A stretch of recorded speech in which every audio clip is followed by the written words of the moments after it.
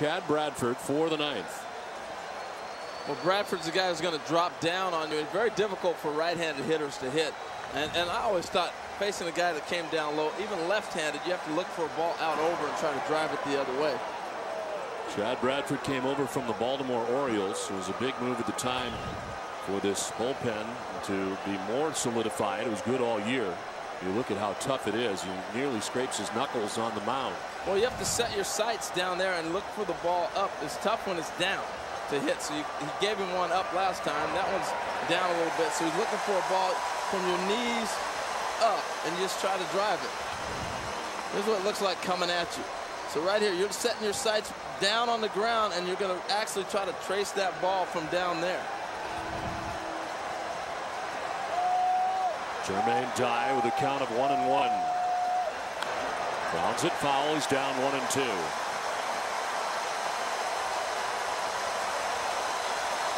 A lot of older fans probably remember Quisenberry or guys like that dropping down. Their ball would sink at the end. Bradford's ball still continues to stay on the same plane, it looks like.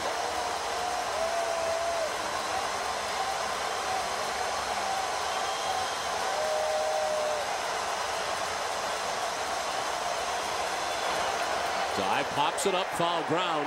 Navarro near his dugout, into the slide, can't get it. Ran out of room and went into the railing. Slide on the shin guard. Shin guard takes it. Now watch him start to slide, and he gets like the guard, and then he hits it right underneath the arm right there. That's got hurt right on the ribs. Did a lot of the railing, and a good bid by Deoner Navarro. Dye with another chance, down on the count, 1-2.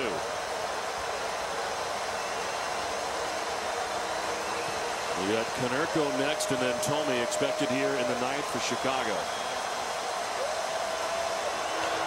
On the ground, foul. Chad Bradford made 21 relief appearances from the bullpen down the stretch for the Rays after the trade. 18 of those 21 were scoreless efforts. He had a 1.42 ERA.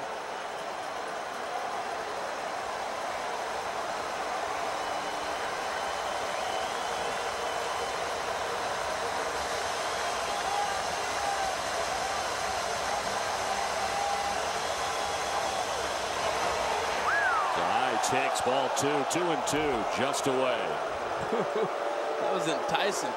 Such a difference on the speed. Now watch this is a breaking ball off speed. Wow.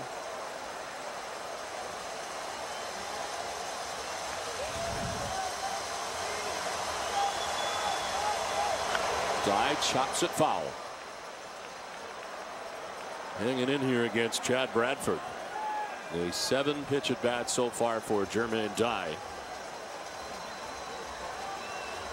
Well, you think after seeing 7 pitches, the deception is gone. You know, it's the first few pitches trying to figure out where is he going to release this ball at, that the deception gives him somewhat of an advantage.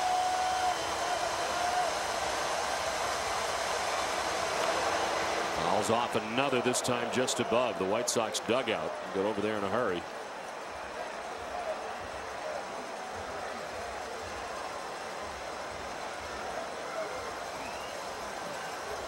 Rocco Baldelli scoring all the way from first base.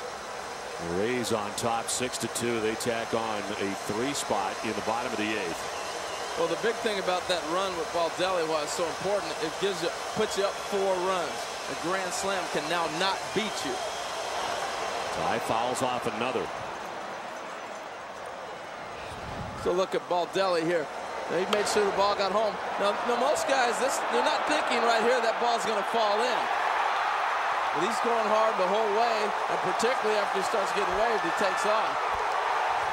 You can see he's still getting back to the fluidness that you used to see from Rocco a few years ago.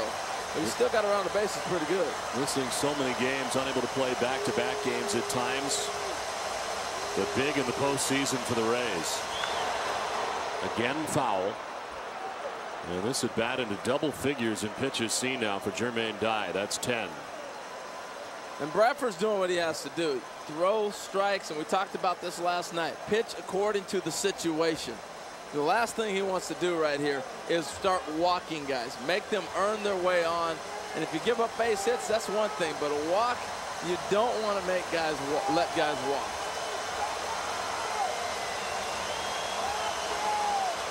Guy grounds another one foul. Okay, batting practice is over now. Bradford really having to work to this first hitter of the 9th inning.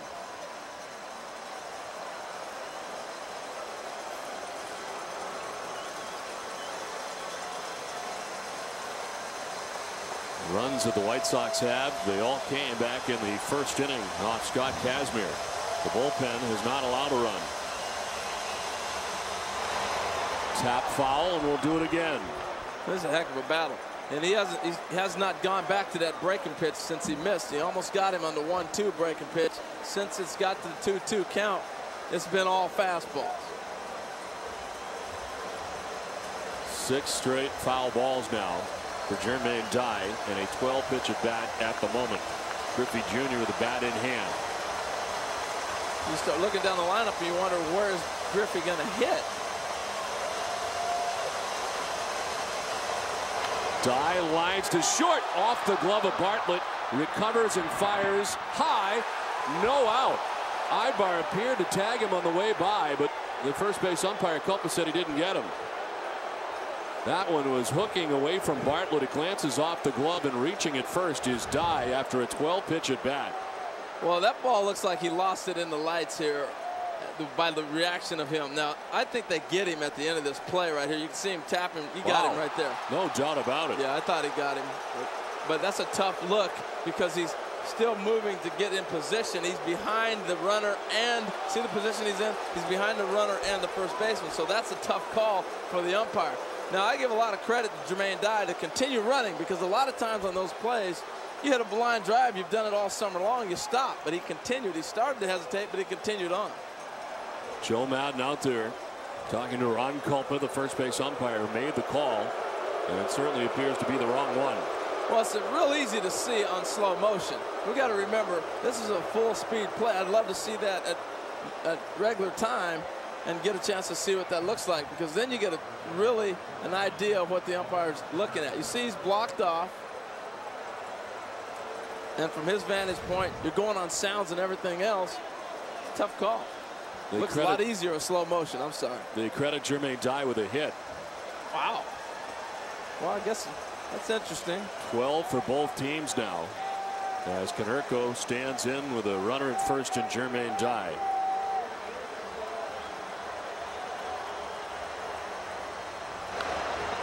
Konerko fouls it off in his career against Bradford. 5 for 9, does have a home run in his history against Bradford.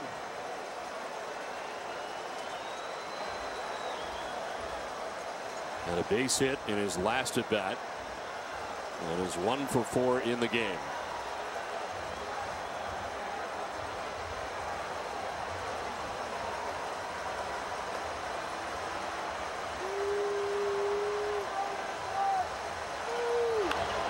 Grounded foul, and it's 0-2.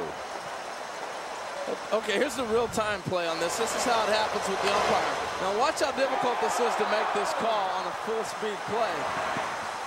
That's so hard to see. That's the angle the umpire has. And when you slow it down, yeah, it's easy to make that call. But you make that call full speed from that angle, you can see why he misses it. I've always thought instant replay was unfair. I mean, it's a tough game when it's going full speed. These guys are professional athletes going full speed out there. Konerko grounds it foul, and it hangs at 0-2. Now, it's interesting. Bradford, you'd think a sinker ball guy is going to get double plays, but a lot of times he's in these situations. Look how deep the infield's playing. You know, they're not looking to turn 2. You're looking to eliminate outs. It's 1 out at a time. And so, therefore, he's not going to get a lot of double play balls. You see how deep the shortstop is. That's not double play depth. That's get 1 out, and we'll take 1 out at a time without allowing them to have a big inning. Well, the White Sox catching a break to begin this inning as Dye is at first base. softly grounded towards third. Longoria will go to second for the force out. On to first. They do turn the double play. Well, it looked as softly as that was hit that they would not have the chance to turn it. They go around the horn to do it, and there's 2 down in the 9th. Well, if you can get it, you take it. But look where Longoria starts at. He's so deep. This is the lack of speed of the White Sox right here. I mean, they got him easy. Now, he got jammed on this ball, didn't get out the box. But you take 1, and you'll take the 2 if they give it to you. 2 down, 9th inning. The Rays into their shift for Jim Thome, who's 1 for 4. Take strike 1 from Bradford.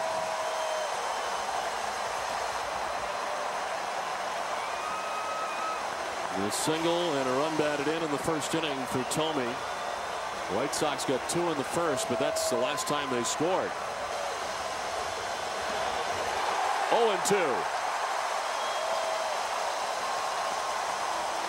Bradford a strike away from giving the Rays a 2-0 lead in this series.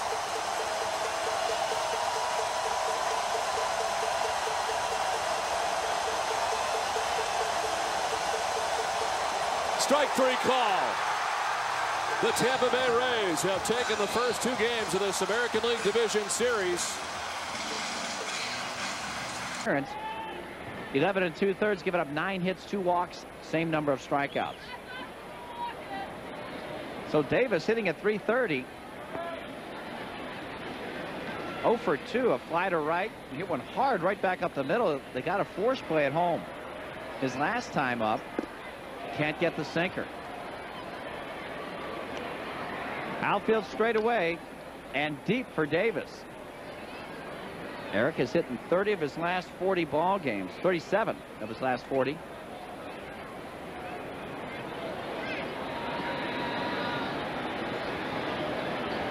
.24 homers, 70 runs batted in.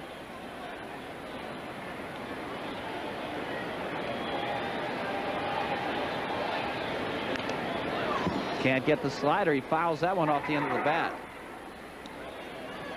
He got that slider up. So he starts him off with a good sinker down low. You don't want to be throwing a high slider in a situation like this to Davis. If you're going to throw it, it's got to be down and going away, and especially 0-2.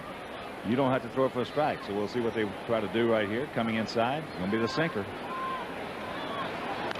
Oh, jammed him, fouls that off to the right. Of course, Davis making a remarkable comeback this year after battling colon cancer in 1997.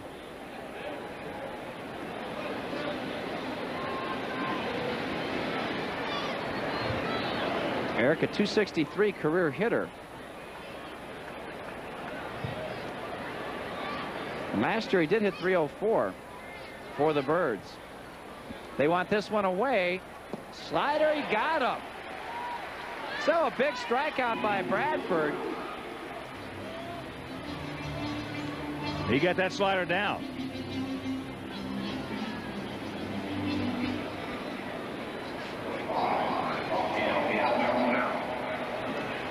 Yeah, that was way down. You're going to throw the slider to him. That's exactly where you got to throw it. Down. Yeah, he's been a pretty good breaking ball hitter his entire career. You hang a breaking ball to Eric Davis, and he's going to hit it hard someplace. So Palmeiro struck out his last time up. That was with the bases loaded. First pitch by Bradford. Tops that sinker into the Oriole dugout. Well, right here, Palmeiro, for a left-handed hitter, has always been a pretty good high fastball hitter, and anything off speed up. A lot of left-handers can't get high fastballs, and a lot of guys can't get sliders up, left-handers and a right-hander. But right here, you just got to figure that the best thing he can go with is that sinker. Oh, yeah. That's his bread and butter pitch, by far his best pitch. Sinker. Oh, yeah. You're the greatest. That'll double him up. So the damage is minimized. The Orioles come up with 1 halfway home. 2-1 Sox.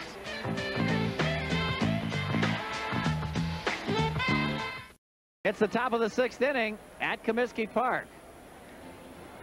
A picture up on the board of a former Oriole outstanding left-hander that was real tough to hit at.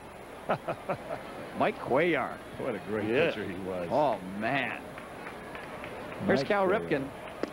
Fakes the bunt, takes a strike. One of the greatest screwballs in a long, long time. And what a great competitor. What a great guy. Yeah. So he was outstanding. There he is. He used to get 1 hit a year off him. Whether you wanted it or not, huh? Yep. I kept looking every time I go up there. I kept thinking he was going to try to sneak the fastball on me upstairs, and I looked for it all year long. And once a year you try to do it, I'd get a base hit. Okay. And that's the reason I was 1 for every year. Well, you're ready for him. Yeah, that's what you call outdumbing yourself there. Oh, he had that terrific scoop. My goodness, it was like a right-handed curveball. Yeah. They've had some great pitchers wear that Oriole uniform. Cuellar, Jim Palmer, Dave McNally. These guys are good. You go in there for a 4-game set, and I'll tell you what. You're liable to go 0 for 4 games.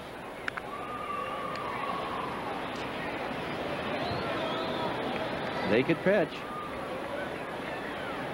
Meanwhile, Bradford's got an 0-2 count on Ripken. They want it away.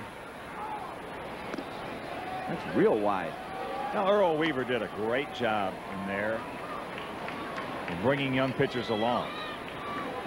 He always started them out of the bullpen, with the exception of a guy here every now and then. He'd go ahead and put them in the starting rotation, but he let them work their way into the big leagues.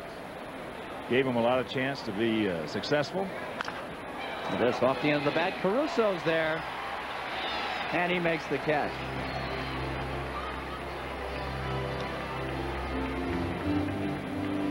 So with 1 out, nobody on, let's pause for station identification.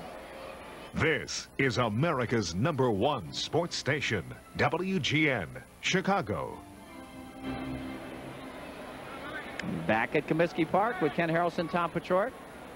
Sox leading at 2-1 here in the top of the 6th inning. 2-5-0 for the good guys, 1-4-1 for Baltimore. Otañez swings and fouls that one on the ground. Well, you know, Earl Weaver really was a guy who changed the way a lot of managers, even in current day baseball today, view the game and manage the game. Earl Weaver did not like the bite. Right. He liked those 3-run homers. But on the other side of that page, Earl also is there's a good slider strike. Earl had a pitching staff and a bullpen that you could manage like this. So all he was doing was managing with what he had, and has changed a lot of the way the present day managers and the managers of the last 20 years think about managing. Well, you know, that's the right way of doing it too. You adjust to your people, the ones that you have. You just can't implement your system to a bunch of guys and expect to win. Well, that's why some managers can manage with certain type ball clubs, and they go to another club, they don't manage as well. Right. Yeah. Of course, Earl too was a big advocate of defense, and he had some great defensive players over there. Right, he was, and he was a great advocate of using 25 players. Yes. Platoon. There's a strikeout for Bradford. Good sinker right there.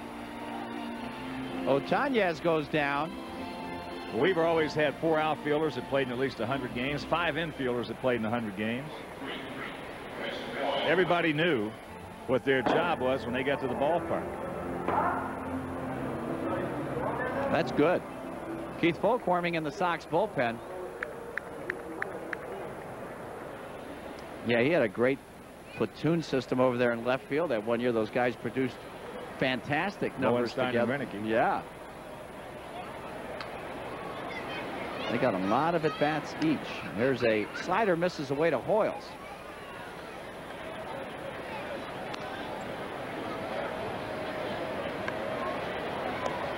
Rich Becker on deck. There's 2 out here in the top of the 6th. Sox nursing this 1-run lead.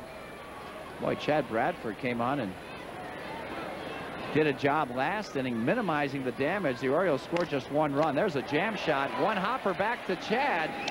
He'll throw him out, and it's a 1-2-3 inning. And after 5 1/2, the Sox still lead it by 1. Here we are, Shorty. Let's get down to the dirty work.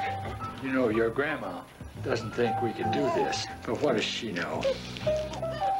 What's the left-hander? Backed up his start in game 4. Yadier Molina first up, took a ball from Bradford. Not only was he good, but his new best friend is Endy Chavez. It will be Molina, Belliard, and then the pitcher spot for St. Louis here in the 7th. That's inside again. It's 2-0. Pedro Feliciano, the lefty. Guillermo Mota is the right-hander.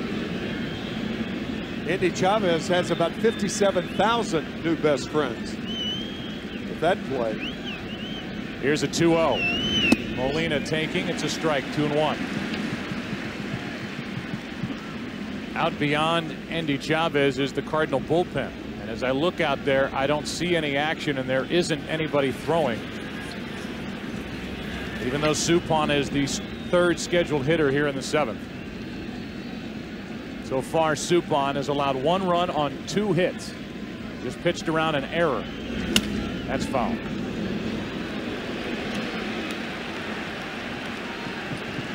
We invite you to watch the World Series on Fox starting this Saturday night. I live for this.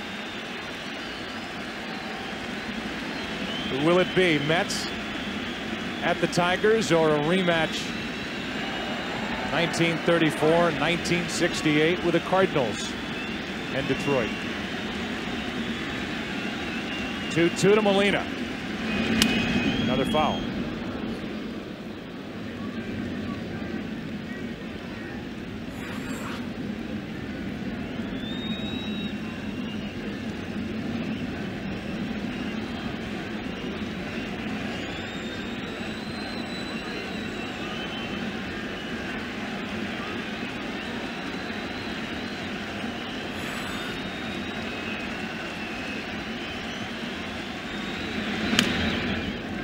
In a battle with Bradford.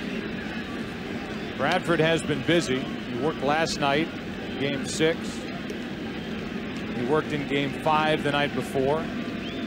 Sunday night in game 4 he was in the game. Did not get in game 3. Pitched in game 2. He has been relied upon by Willie Randolph. That's up and away, and Molina's having a very good at bat. It's a full count.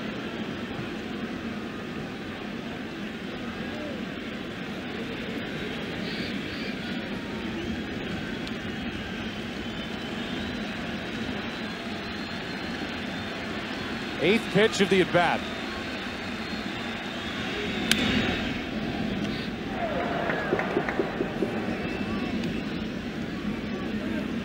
David Wright, the 3rd baseman, started this at-bat off by being more toward the hole, thinking that Molina would hit the ball up the middle.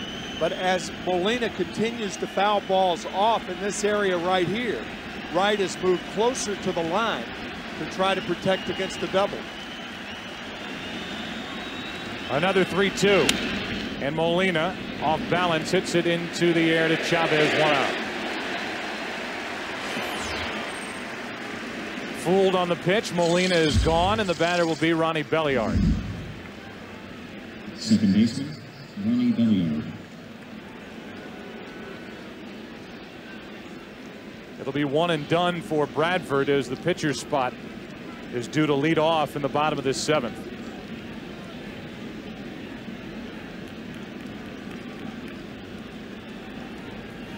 Suppan on deck. Belliard takes a strike.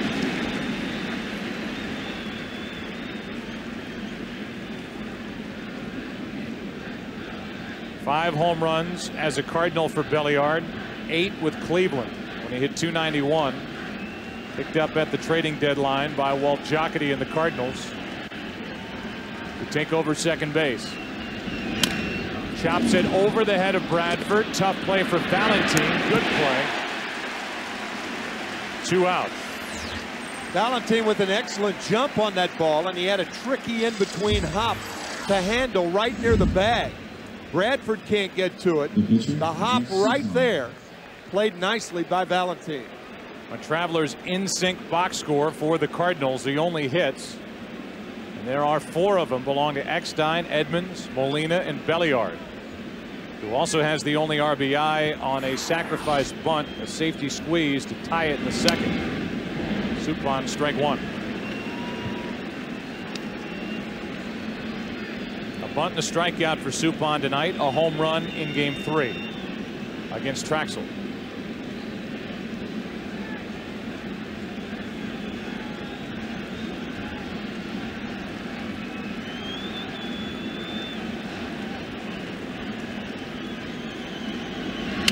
Suppan, Reyes to his left, has time, has a great arm, and flips it. Made it awfully close as he goosed it over to first, but the Cardinals go. Ruiz against Chad Bradford. And a strike from the submarine-style right-hander. Ruiz dealing with Bradford, who was picked up from the Orioles by the Tampa Bay Rays. Had a very good year. Ruiz has homered and walked tonight. Chops this one. Bartlett to his left. 1 out.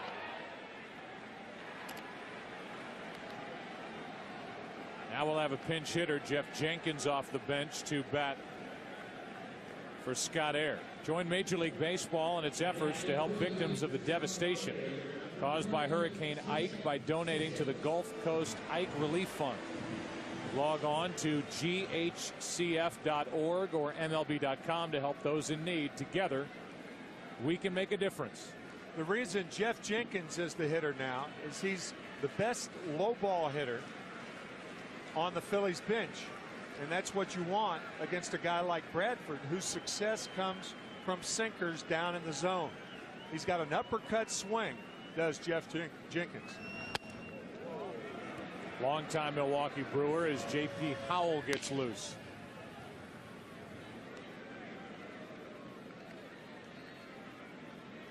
A 4-3 game, another tight one between the Rays and the Phillies. Here's a 1-0. A ball and a strike. Jenkins has had only 2 at-bats this entire postseason as Ryan Madsen gets loose for the top of the 8th, and it will not be an easy top of the 8th for Madsen as the Rays have Upton, Pena, and Longoria coming to the plate. 2-1.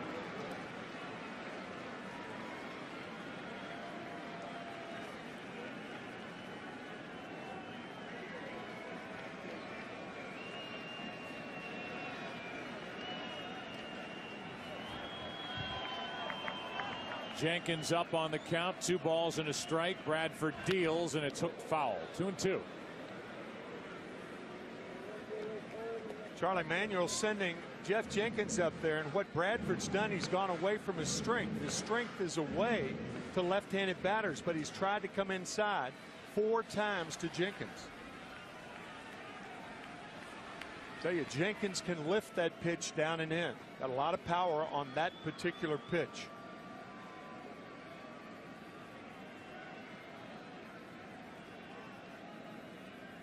First at bat of this World Series, waits for a 2-2. Full count.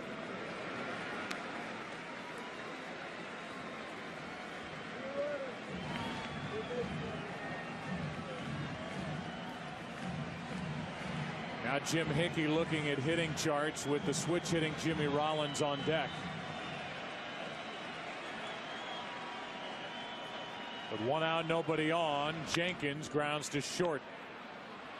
Bartlett takes care of Jenkins, the pinch hitter. 2 out, back to the top, and Jimmy Rollins. Tomorrow, Fox NFL Sunday returns doubleheader action, beginning with the Buccaneers taking on Terrell Owens and the Cowboys of the Falcons here in Philadelphia for a date with the Eagles. Or other regional action, then Eli Manning and the Giants and Ben Roethlisberger and the Steelers hook up. Or the Seahawks battle the 49ers. Coverage begins with the Ford Drive 1 Fox NFL Sunday pregame show at noon Eastern, 9 a.m. Pacific, only on Fox. Strike one to Jimmy Rollins, who's 2 for 3.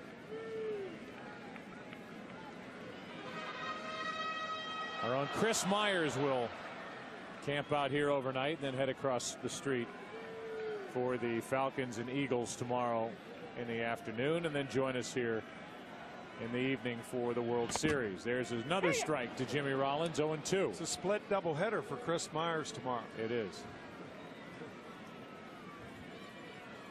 See if he wears that same tie tomorrow. He's got to bring 2 ties to work tomorrow. The Philly fanatics going to drive me from one stadium to the other. Fantastic. All right, that'll be exciting. Rollins pops it up, shallow left, out goes Bartlett. Involved in all 3 outs, and let's go to the 8th. Big bats coming up for the Rays as they trail by 1.